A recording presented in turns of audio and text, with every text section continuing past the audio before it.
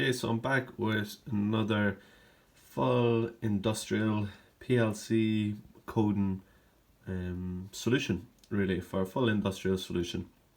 We're going to basically use this piece of equipment here. It's called Festo Mech Lab. Excellent piece of equipment for anyone starting out with basic pneumatics, basic electro-pneumatics, and some PLC programming. It's got actually a quite nice EZOPC link to FluidSim, so you can code this in FluidSim if you want. But again, you can use this I/O breakout board to hook in other PLCs, which is what I did, because I use a Siemens PLC and I'm going to do the solution on Siemens. So I'm just going to talk through a bit of the hardware so we get an understanding of the system, trying to keep it as practical and kind of realistic as possible into a real world application. I'll try and keep the video as best as I can.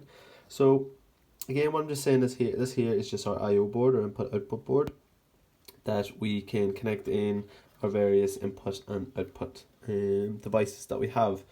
Okay, so it's not a very big thing. There's actually 3 of these that come and you can connect them together. There could actually be more. Pretty sure there's just 3. And they do each kind of different functions without them. So we're just going to look at one of them in isolation and do a bit of coding for it. So you'll see basically we have parts. We've got these 2 pucks that can come in. So we have a metal one and we have a plastic one. Okay, we're just going to deal with those 2. They're the physical parts that come in. So to come in on this side, you'll see there's the motor on the back.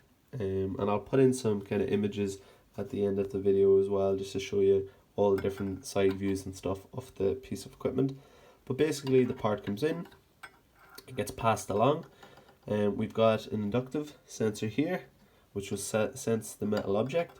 So if it does sense it, we want this cylinder, the cylinder arm, to come down here, which will ultimately knock the part into the wee tray there. If not, if it's plastic, it will just slide on through, and then we have an optical sensor here which will then trigger, say, the next station to come into effect and bring it in. Okay, so that's what we're really looking at. Now I also want you to use a wee bit of your imagination, because what we're going to have here is we're going to imagine this system starts with a cylinder. So I have a double acting cylinder here that's going to feed basically the system. So you'll see it'll extend. So if you imagine that was mounted here on the side, it would knock the part in. Okay, and what I also want you to try and imagine is that we have got basically a little sort of tray and extension here that we can set the part on. We'll have a sensor there that will tell us that there's a part there, and then we can ultimately knock it from kind of this position onto the conveyor and move through the system. So I want you to try and use a bit of your imagination. We're going to pretend that we have this double acting cylinder here, that we can activate it both forward and backwards. We'll have a little tray here that'll sit there for the part, and there'll be a wee sensor on the tray to let us know if there's a part, if any part is there, whether it's, where's my black one, whether it is the black plastic or the metal sort of silver part that we have there.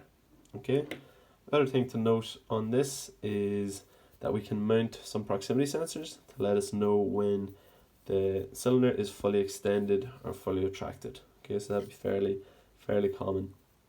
So again, this will link into a sort of a video demonstration or diagram that I'll put up as well.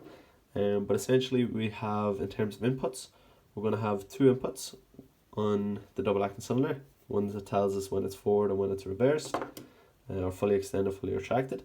We're going to have an input here that sits on the kind of tray, if you can imagine that tells us when either one of these is presented.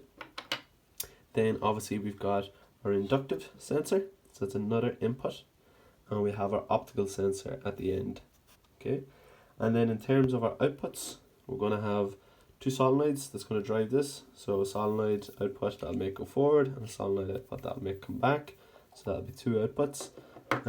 We have our motor, That'll allow this to go forward. So we'll just have one output for that going forward, and we'll have the output for this arm to bring it down. And that is the full system that we're going to try and code.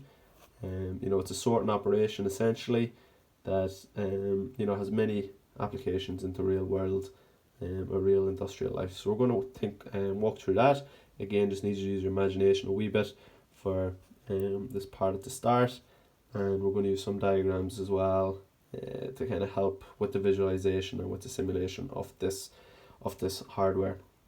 The video series is going to be done on Siemens TIA portal. It's going to do the PLC coding and a little bit of simulation. Okay, so that's the reason I haven't got some of this hooked up, is because we're not actually going to do it with the hardware. We're going to do it all from the software, but I just want you to get a good understanding of what the application is.